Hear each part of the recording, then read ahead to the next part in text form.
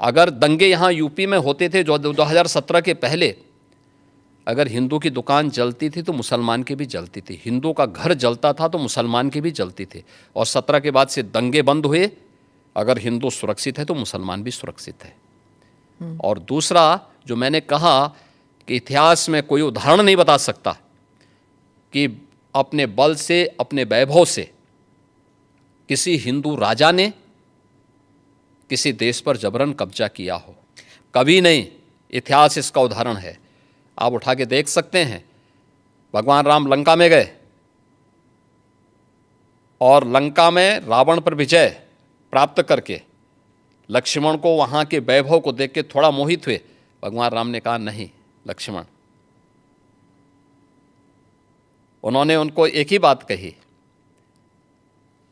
और मुझे लगता है कि आज की पीढ़ी के लिए बहुत प्रेरणादायी है जो उन्होंने उस समय कही थी।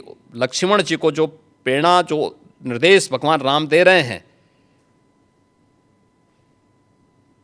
लंका के बारे में, अपि स्वर्णमयी लंका नमे लक्ष्मण रोचते, जननी जन्म भूमिस्य स्वर्गादपि गरीयसी। कि लक्ष्मण, लंका भले ही सोने की क्यों न हो, लेकिन याद रखना ये मुझे रुचिकर नहीं लगती, मेरी रुचि का नहीं है। मेरा काम था माता सीता को दुरात्मा रावण से मुक्त करना, वो मैंने कर लिया है।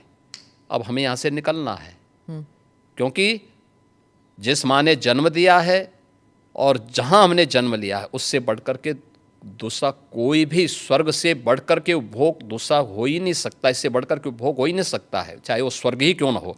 और इसलिए हम यहाँ नहीं करेंगे। ये उदाहरण